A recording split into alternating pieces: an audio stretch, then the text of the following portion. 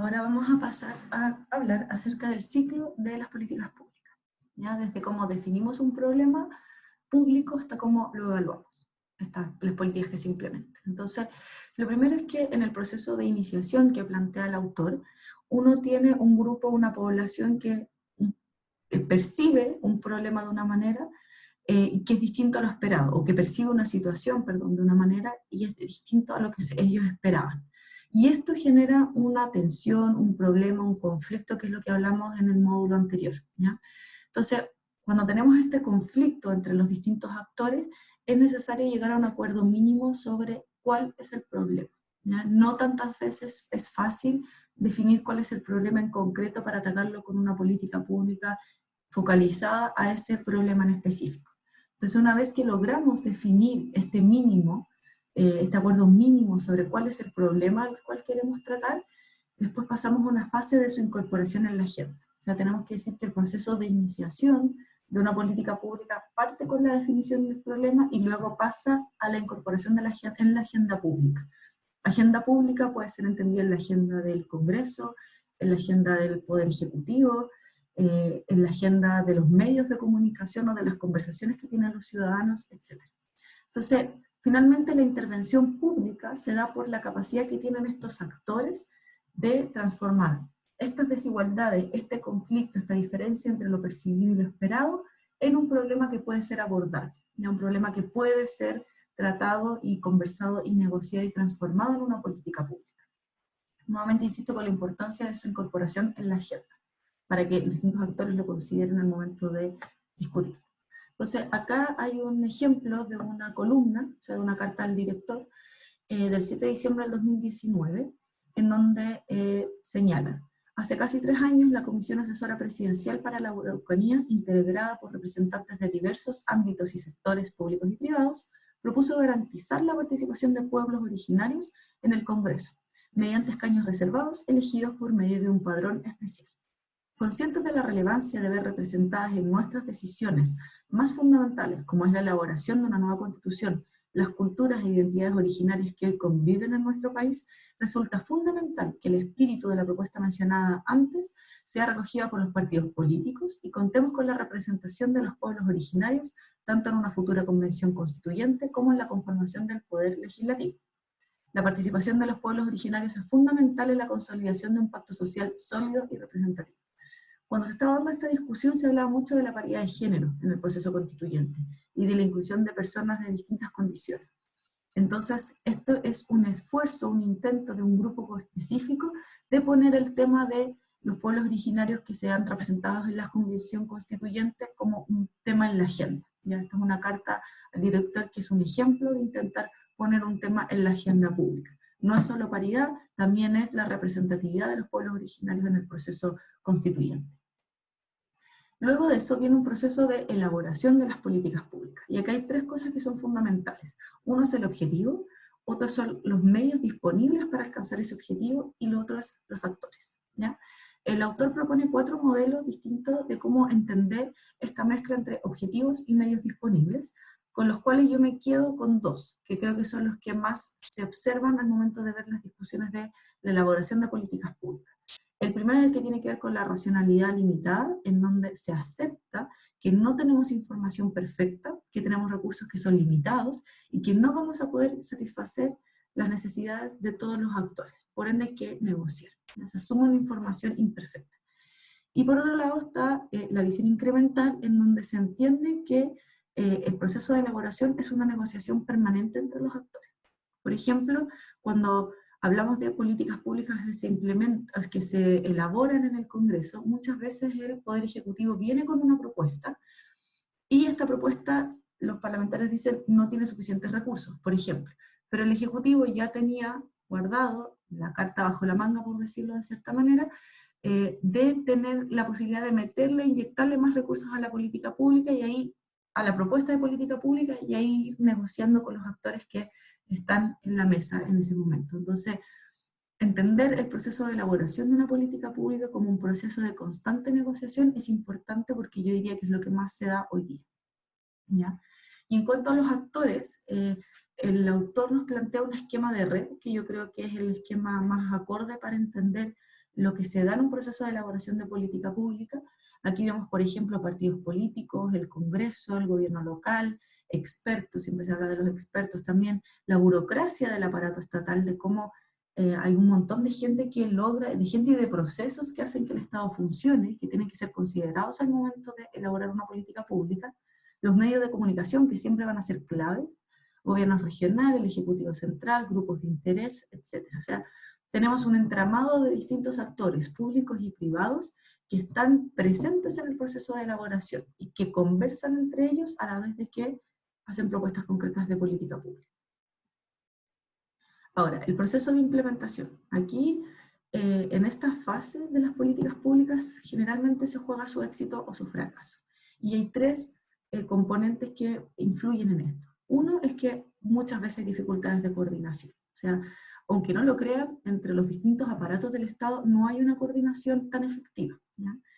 Hay dificultad de transferencia de datos, hay dificultades y duplicidad de funciones, entonces muchas veces hay problemas de coordinación al momento de implementar una política. ¿Quién es el responsable? ¿Quién tiene que implementar? ¿Quién tiene que evaluarla? ¿En qué niveles? Etcétera. También, y esto yo diría que está presente en la mayoría, es la falta de recursos, ¿ya? Para muchas políticas públicas faltan recursos, y el Estado finalmente tiene una cantidad de recursos que son limitados, un presupuesto anual que tiene que segmentar en los distintos componentes y en su programa de gobierno, entonces no siempre tenemos los recursos que quisiéramos tener para implementar ciertas políticas públicas. Y otro que tiene que ver con las variables ambientales, ¿ya? A veces el ciclo económico, estar pasando por un proceso de recesión económica puede afectar la implementación de una política pública, o el ciclo político, si la política es aprobada, implementada justo antes de un cambio de gobierno, puede ser que el siguiente gobierno no le dé continuidad y haya un problema de traspaso, o puede ser que el gobierno que viene entrando despida a toda la gente del gobierno anterior y hay un problema y se tranque un poco la implementación de una política. Y también es importante el clima de opinión. O sea, si hay un clima, por ejemplo, de mucha desconfianza hacia el mundo privado, por ejemplo, o si hay desconfianza hacia el gobierno con una mala aprobación, como en el caso de este gobierno, que está en un 6% de aprobación hasta hace un tiempo atrás. Entonces, todos esos factores ambientales efectivamente influyen en cómo se implementa una política pública, ¿ya? Entonces, es importante entender que el proceso de elaboración y el proceso de implementación tienen que ir de la mano, ya siendo capaz de poder adaptarse a quienes son los destinatarios y ejecutores también de la política pública. Y aquí hay un ejemplo, que es la Ley de Nueva Educación Pública, que la vamos a ver más adelante, pero que en resumen lo que hace es traspasar los colegios que dependían de municipalidades a pequeños organismos que se llaman servicios locales de educación, ¿ya? Y aquí hay una dificultad de implementación súper concreta, que es el número de establecimientos. O sea, teníamos 345 municipios administrando colegios y ahora pasamos a 71 servicios locales administrando todos esos colegios. Entonces, hay un tema de cuántos colegios es capaz efectivamente de administrar un organismo que es nuevo, que no está instalado, y que también hubo problemas en que esta era una política del gobierno de Bachelet, parte de las grandes reformas que hizo la expresidenta, y que en este contexto de un nuevo gobierno, que es de oposición al gobierno anterior, que es un gobierno de centro-derecha, finalmente consideran que el traspaso de colegios de municipios a el Estado no es una buena política, entonces no tienen tanto interés por hacer un traspaso apropiado, ¿ya? De hecho, vamos a ver en los ejemplos de ahora que en cuanto al proceso de evaluación de una política pública, por ejemplo, el debate público al final se transforma en un proceso constante de evaluación. Aquí hay dos ejemplos de cartas al director, en donde se habla de esta nueva ley que yo les hablo de nueva educación pública, porque la ley tuvo varios atrasos. El primero de estas cartas menciona que, por ejemplo, todavía no existía el 2018, cuando ya se llevaba un año de implementación de esta política, un director o directora de la nueva educación pública. O sea, no teníamos a nadie, ningún actor, ningún funcionario público que estuviera a cargo del proceso de implementación, después de un año de aprobada la ley. Entonces, hay aquí una urgencia, había una urgencia en ese momento por ese nombramiento, y se cuestionaba entonces que el Estado quisiera, o este gobierno quisiera efectivamente implementar esta política. Lo mismo pasa en la carta que está abajo, donde está subrayado, donde dice: comparte el gobierno los mismos principios y urgencias en la implementación del nuevo sistema de educación pública, también por todos estos atrasos que ha habido en la implementación del proceso, ¿ya? Cuando son estas grandes reformas, se habla de que estas tienen que ser políticas de Estado. Cuando escuchen el concepto de política de Estado se refiere a que sean políticas que sean capaces de trascender, ir más allá de un gobierno en específico, de un color político, ¿ya? Sino que trasciendan a los distintos gobiernos. Y eso debiera ser la nueva educación pública también, y lo veremos más adelante. Y además, cuando hablamos de la evaluación y sucesión, tenemos que también pensar en evaluación con datos concretos, con evidencia, ¿ya? Es importante que hoy día se está dando todo un vuelco hacia que las políticas públicas tienen que contar con evidencia. No es hacer una política pública porque yo creo que esto es lo mejor, tengo que tener datos que respalden eso. Pero aquí también es complejo decir qué medimos, ¿ya? ¿Qué se mide en una política pública? ¿Cuál es el indicador que me va a decir si fue exitoso o no? Porque según el indicador que yo ponga, también puede variar el resultado, y eso puede ser utilizado por un sector político, por ejemplo. O también, ¿qué vamos a medir? O sea, ¿quién va a medir? Es más confiable, por ejemplo, que mida un organismo internacional, independiente, la UNESCO u otra organización que sea capaz de medir esta política pública sin todo lo que tiene que, sin que influyan temas más ideológicos de los partidos políticos. Y aquí hay dos ejemplos interesantes, que uno es el de la ley de carrera docente y otro es la ley de nueva educación pública, porque ambos, dentro de su articulado, dentro del articulado de la ley, proponen la evaluación por una organización independiente. Y eso es novedoso en el sentido de que no siempre una política pública pone en su articulado, en su cuerpo de la ley, que tenga que ser evaluada. Entonces, este es un cuadro resumen donde se muestra el proceso de iniciación de las políticas, donde se define y se construye un problema y se incorpora en la agenda. Son las dos cosas fundamentales de esta iniciación. Después viene la elaboración de la política pública, donde se definen alternativas y luego se selecciona una alternativa o varias. Luego viene el proceso de implementación, en donde se pone en práctica esta alternativa seleccionada y donde se puede enfrentar a estos conflictos que vimos que tienen que ver con coordinación, falta de recursos, etc. Y finalmente el proceso de evaluación y de definir si es que esta política pública continúa o no, ¿ya? Aquí se revisa la implementación, sus resultados, y se decide si continúan o no, y se vuelve a retroalimentar el proceso, ¿ya? Entonces este esquema resume un poco cuál es el ciclo de una política pública en general. Entonces aquí quiero que nos quedemos con algunas ideas centrales de la clase de hoy día.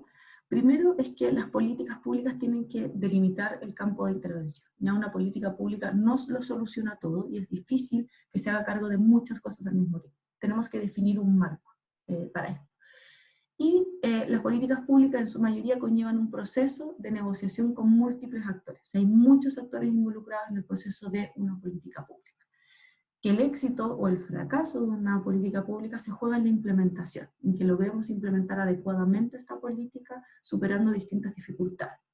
Y también que de a poco se haya instalando la necesidad de evaluar las políticas con evidencia clara para definir si se continúa o no. Y eso es una tendencia que ha venido al alza en los últimos años.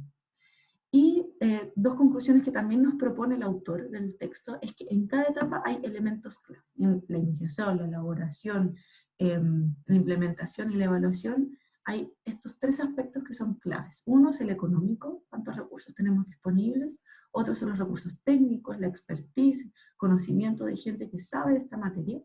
Y el tema de la gestión de la política, ya cómo coordinamos a las organizaciones que intervienen en el proceso. Y finalmente, que la política como proceso en las que vimos en las primeras cápsulas, es decir, como actitudes, como percepciones, ideas, está siempre presente a lo largo de todo su proceso de elaboración, ¿ya? La ideología, finalmente, lo que quienes impulsan la política tienen detrás como marco, define cómo va a elaborarse también esa política. El factor político como tal, como actitudes, siempre va a influir finalmente en cómo se lleva a cabo el proceso de elaboración, definición y evaluación de una política. Eso por ahora. Les invito a seguir con las otras actividades que están propuestas en el módulo de la clase. Un abrazo.